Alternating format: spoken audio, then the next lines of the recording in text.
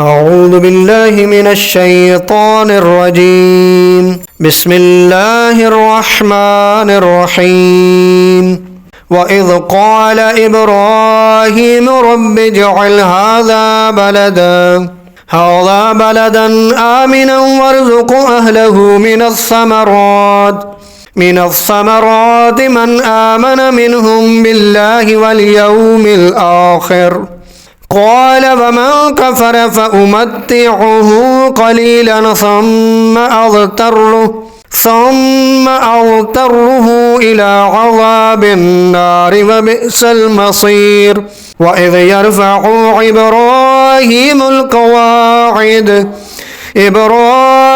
القواعد من البيت وإسماعيل ربنا تقبل منا إنك أنت السميع العليم. ہم نے سورہ بقرہ کی آیت نمبر 126 اور 127 کی تلاوت کی ہے.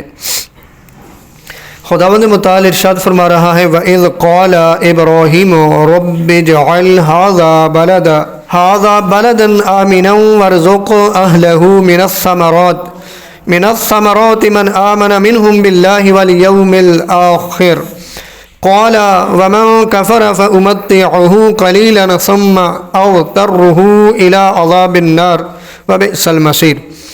خداوند کریم فرما رہے اور وہ وقت یاد کرو جب ابراہیم علیہ السلام نے دعا کی اے رب اسے امن کا شہر بنا دے اور اس کے باشندوں میں سے جو اللہ اور روز آخرت پر ایمان لائیں انہیں ثمرات میں سے رزق عطا فرما.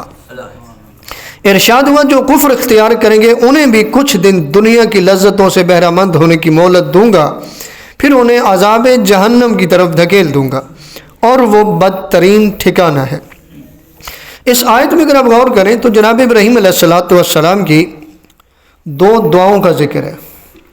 حضرت ابراہیم علیہ السلام کی دو دعاؤں کا ذکر ہے. سب سے پہلے تو یہ دعا کی اس مقدس سرزمین جس کا نام مکہ ہے اس کے لیے امن کے لیے دعا کی، چونکہ مکہ جس علاقے میں واقع تھا اس میں نہ تو امن تھا، یعنی معاشی حوالے سے بھی ان کی حالت خراب تھی اور امن بھی نہیں تھا، قتل و غارت گری یہ عام تھی.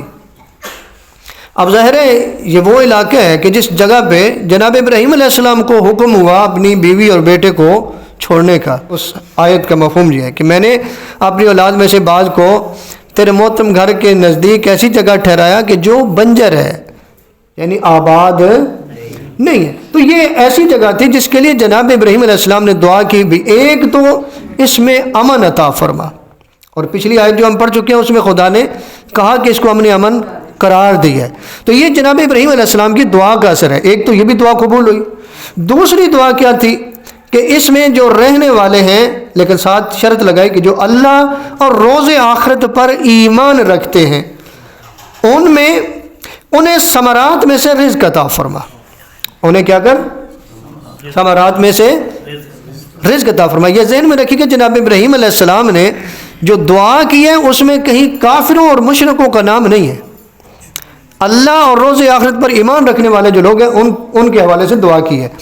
یعنی یہ جانتے تھے کہ آئیں گے مشرک بھی ہوں گے کافر بھی ہوں گے لیکن ان کو اپنی دعا سے یعنی مستثنی کر دی، یعنی ان کے لیے دعا نہیں کی.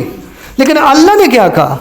اللہ نے کہا کہ جن کے لیے تو دعا کر رہا ہے انہیں بھی رزق ملے گا، ثمرات سے نوازوں گا. لیکن اب دیکھیں نا یہاں پہ خداوند متعال چونکہ رحیم ہے نا، بندے تو سارے اس کے ہیں. خداوند متعال نے فرمایا کہ جو کفر اختیار کریں گے انہیں بھی کچھ دن دنیا کی لذتوں سے بہرہ مند ہونے کی مہلت دوں گا، یعنی میں رزق انہیں بھی دوں گا جو مجھے نہیں مانتے. کتنا کریم ہے نا پروردگار کہ جو نہیں مجھے مان رہے، جو میرا انکار کر رہے ہیں، رزق دنیا میں کچھ دنوں کے لیے جتنی انہیں مہلت دی ہے اس دنیا میں رہنے کی رزق انہیں بھی دوں گا. ٹھیک ہے جی. لیکن اس کے بعد فرمایا پھر انہیں عذاب جہنم کی طرف دھکیل دوں گا اور وہ بدترین ٹھکانہ ہے. یعنی اس کے اندر ایک اور چیز بھی تو ہمیں سمجھ آئی.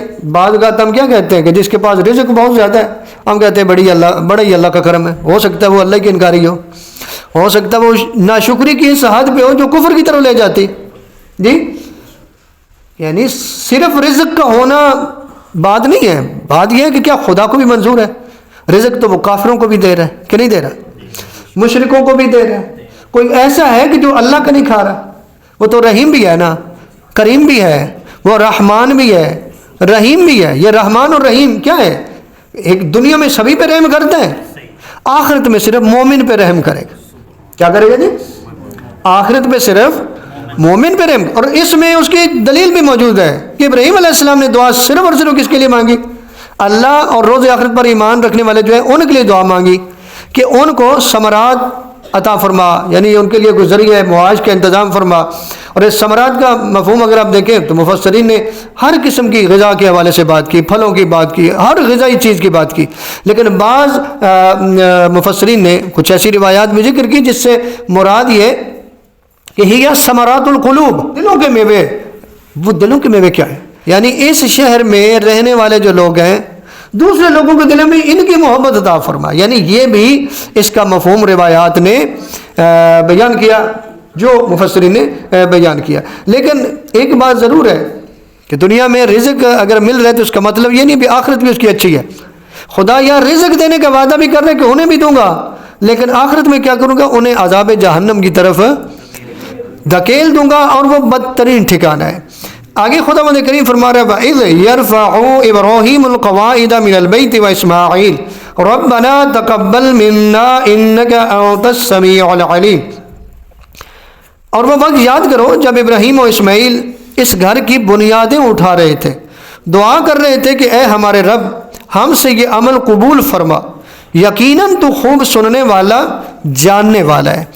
اب جو ہے وہ قرآنی آیات بھی دلیل کے طور پر پیش کی جا سکتی ہیں، احادیث بھی موجود ہیں ایسی، تاریخ اسلامی بھی اس کی گواہ ہے کہ یہ جو گھر ہے یہ جناب آدم علیہ السلام کے دور سے ہے، یعنی کعبہ جس کی بات ہو رہی ہے یہ کب سے ہے؟ جناب آدم علیہ السلام کے دور سے ہے، ٹھیک ہے۔